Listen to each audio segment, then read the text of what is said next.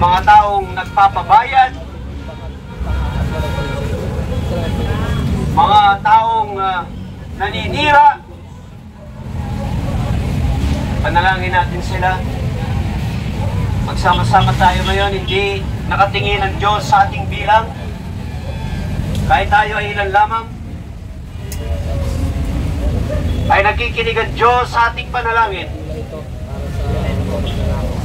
Ang sabi sa banal na kasulatan, kahit na 2 o 3 nagkakatipon sa pangalan ng Panginoon, Amen. ay sinasabi na nandoon siya. Sinasabi din ng banal na kasulatan, kung ang mga pinuno ay namumuno ng maayos, nagagalak ang bayan. Ngunit kung ang mga pinuno ay gumagawa ng kasamaan, umiiyak ang bayan. Ano tayo ngayon? Masaya o umiiyak? Iyak. Umiiyak tayo. Hindi dahil sa kasalukuyan. Yes, kasama na rin. Ngunit lalo-lalo na ang paparating na henerasyon ng ating mga anak. Tama. Ang ating mga apo. Mamanahin nila kung ano ang kasalukuyan. Tayo ay manalangin. At nais ko ipaalala muli sa inyo, ang lahat ng ito ay nakikita ng Diyos. Ang lahat ng ito ay hindi natatago sa mata ng Diyos. Tingnan ninyo, tayo ay tahimik ng mga panahon na umuulan, ngunit itong baha, tuloy-tuloy ang pagbaha na bulgar, ang katiwalian ng mga dike na ginawa at ang mga dapat istruktura na itayo, mga substandard na gawa. Ang Diyos ang may gawa niya. Gagawa pa ang Diyos, huwag tayong mawala ng pag-asa. Manalig tayo. Hindi pinag-uusapan dito ang relihiyon. Ang pinag-uusapan dito, mayroong isang Diyos na buhay na hindi natutulog at nakikita niya ang mga nangyayari. Ama, muli kami ay tumutulog sa iyo. Kami ay nananiklod kasama ang aming puso, damdamin at pagkatao. Alam namin na hindi natatago sa iyong mga mata ang mga nangyayari sa aming bayan. Dinig na dinig mo ang puso, ang pintig ng puso ng bawat Pilipino na umiiyaw ng pagbabago. Umiiyak ng dahil sa kanilang mga kalagayan na nais makaulagpos sa kahirapan at magkaroon ng tunay na kapayapaan at kaayusan. Narinig mo ang panalangin ng bawat magulang, mga anak na nandoon sa iba't ibang lugar, na nakababad ang kanilang mga katawan, sira ang kanilang mga kagamitan at hindi alam kung paano magsimula. Mga anak namin, mga kabataan na nag-aaral, lumilipat sa mga ilog, hindi makapasok sa mga eskwelahan, ang lahat ng ito'y nakikita mo. Nakikita mo rin ang pagnanasa namin, Panginoon, na ang pamahalaang ito ay ibaba mo ang mga taong tiwali.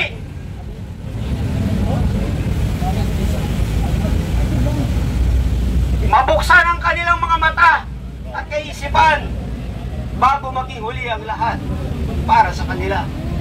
Dahil ang bayang ito ay nagtitiis lamang, ngunit mayroong katapusan ang pagtitiis. Alam namin din naman Diyos, amang Diyos na iyong naririnig ang mga pagtatawanan nila. Iyong rin naririnig ang kanilang mga ngisi sa kabila ng bayang ito ay lugmok sa kahirapan. Nakikita mo na ang mga taong ito, Panginoon, ay masaya, masarap matulog, masarap ang pagkain, nasa magagandang mga lugar. Samantalang ang iyong bayan ay umiiyak at naghihirap. Ama, kasama sa panalangin namin ang aming mga OFWs na naghihirap din naman sa pagtatrabaho nila at hindi nila alam paano nila tulungan ang kanilang mga pamilya dito sa Pilipinas. Iligtas mo rin sila sa mga kasamaan ng mga amo, ng mga tao mahawak sa kanila. Tulungan mo ang aming bansa, Ama, na magkaroon ng pagbabago. Ang sistemang nangyayari ngayon, isang sistemang bulok na matagal na ang Panginoon nangyayari ito sa aming bansa. Ama, Alam namin, meron kang timetable. At kayang-kaya kong gawin ng mga bagay na hindi namin makita ngayon. Kaya dinadalangin namin naman, ibaba mo ang iyong katarungan at ang iyong katuwiran sa bansang ito. Ikaw ang nagsabi that you love righteousness and justice. And Lord, we ask you, come down sa Malacanang. Ibigay mo ang katarungan para sa bayang Pilipinas. Dalangin din namin, Ama, na patuloy mong pagalingin at bigyan ng kalakasan ang dating Pangulong Rodrigo Roa Duterte. Sa kanyang edad, sa kanyang kalagayan, we pray for him na makauwi pa siya ng malakas-lakas at makayanan pa niya na makasama ang kanyang pamilya. Ama, muli, ang lahat ng panalangin ito ay aming pinapaabot sa iyo doon sa trono ng awat biyaya mo. At ito ay aming inihiling at ibinubuhos ang aming pananalig at pag-asa sa ngalan ng Ama, ng Anak, at Espiritu Santo, lahat ay magsabi ng Amen. Amen. Amen and Amen. Saan natin ilapat na? Sa gitna na.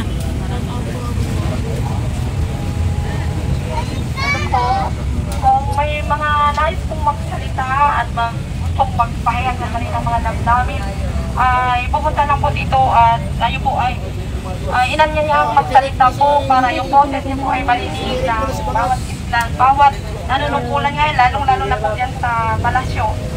At sa mga lahat. So yan guys, patuloy pa rin po yung vigil dito sa Liwasang Bonifacio. At gabi-gabi po na yung sinasagawa, no, mga kababayan, tuwing alas 6 ay may vigil po dito. At iisang bagay po na nagkakatipon-tipon tayo dito dahil ay isang bandila lang po tayo at isang kulay.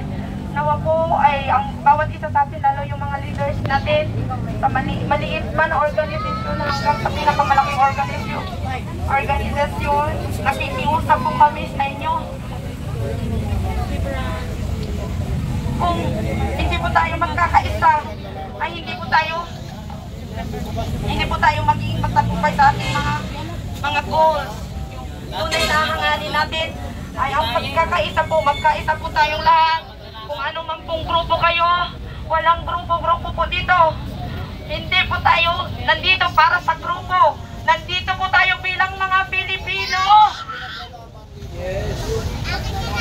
Nananawagan po ako sa inyo. Sa inyo pong lahat. Magpakumbaba po tayong lahat. Gaya na kung hindi nyo ako nakita kagabi. Ang dami ko pong bashers. Kasi sabi nila, bakit daw ako lumuhod? Saan ako lumuhod? Sa mga tao tayo ang nagpapasahod. Ginawa ko po yun kung bakit. Dahil kayang-kaya ko pong magpakumbaba. Kahit luluhod ako, araw-araw luluhod ako para sa inyo. Kahit kami yung nagpapasahod sa inyo, luluhuran namin kayo. Ibig ko pong sabihin, gagawin namin yun. Salbahin nyo lang ang Pilipinas. Kayo po ang may mga kapangyarihan dyan. Kung sino yung mga kapangyarihan, sila pa ngayon yung sila pa ngayon ang nagpapahirap sa mga Pilipino. Kita mo naman, lubog sa baha. Alam mo yung kaya tayo nagkatipon-tipon ngayon dahil dito sa flood control. Dahil lahat ng bilyon-bilyong flood control napunta na po sa cost. Grabe, cost talaga. Alam yung cost, kaluluwa. Kaluluwa ang lahat ng proyekto. Pero lahat ng pera, cost project, nagiging kaluluwa. Walang nakita. Multo daw. Multo talaga siya. Kaya ito, nagkatipon-tipon tayo dahil dyan sa flood control. Yan lang ang problema natin, pero hindi lang talaga yan ang problema natin. Lahat nagawang problema talaga, lahat ninanakaw po nila. Kaya tayo nagkakatipon-tipon dahil dyan sa isang bagay na yan. Pero ang alam po nating lahat na nagnanakaw po silang lahat. Kaya maawa po kayo, huwag niyo po kami dito pabayaan. May mga pamilya din po kami. Gusto din po namin umuwi sa mga bahay namin. Hindi po kami makakauwi kung bakit. Ayaw namin umuwi dahil hanggat nandyan yan sila. Kasi ngayon, pababayaan nyo kami dito. Ang laban namin ay laban ng bawat isang Pilipino. Kaya nakikiusap ko sa inyo, lahat ng mga leaders, mga organization, mga religious leaders, walang kulay. Kahit Katoliko o Muslim, o ang anumang protestante, lahat ng mga grupo, mga organisasyon, privado man o publiko, nakikiusap po ako sa inyo. Magtipon-tipon po tayo, magkakaisa po tayo para sa isang adhikain. Tayo po ay Pilipino, isang kulay. Kayo manggi po ang kulay natin, walang kulay-kulay. Magtipon-tipon po tayo bilang Pilipino, walang leader-leader. Pilipino po, maawa po kayo. Wala po tayong patutunguhan. Puro po pagtataasan lang po ng kung sino yung ano. Wala tayo, hindi. Kawawa ang Pilipinas. Mahayaan nyo na lang ba na ang mga magnanakaw ang maghahari dito sa Pilipinas na ating bansa? Hindi natin yun papayagan. Kaya ngayon po, alam ko naririnig nyo po ako. Nananawagan po ako sa inyong lahat. Lalong-lalo na po sa mga general. Ay, magandang gabi po sa ating mga retired generals. Maraming pong salamat. Lalong-lalo na po sa ating retired Major General Romy Pokis. Sir, pakinggan niyo po, nandito po kami, sir. Tipon-tipon po kami dahil dahil sa UPI, ito po palang grupo na ito kasi maraming magtatanong talaga sila, anong grupo ba to? Ang isasagot po natin ay UPI, United People's Initiative. Ibig po sabihin, atin pong lahat to, atin pong lahat ito. Walang kulay, walang party, walang kung ano-ano. Para po sa Pilipino ito. Walang kung ano-ano yung mga nakalagay-lagay dyan. Wala po yan. Pilipino po tayo. United People's Initiative po ito. Kaya lahat tayo kasali, bata, matanda, lahat-lahat na. Kaya inanyayaan ko po kayo na magkaisa po tayong lahat para sa isang adhikain natin. Ang tunay na nating kalaban ay isa lang. Ang korupsyon, ang mga magnanakaw. Magkakaisa po tayong lahat. Sana po ay suportahan niyo po kami, lalong-lalo na po sa ating mga men in uniform, Armed Forces of the Philippines. Tayo ay lumalaban na po ngayon. Kaya maawa na po kayo, bumaba na po sa mga pwesto nyo. Hayaan nyo naman po ang mga tao hayaan nyo po ang mga tao magiging masaya. Hindi po talaga kami masaya. Hindi kami maging masaya. Kung nandyan kayo sa posisyon nyo, maawa po kayo. Tama na ang 3 taong pagnanakaw nyo. Ibalik nyo na yung mga sobra ng ginastos nyo. Ibalik nyo na sa mga Pilipino.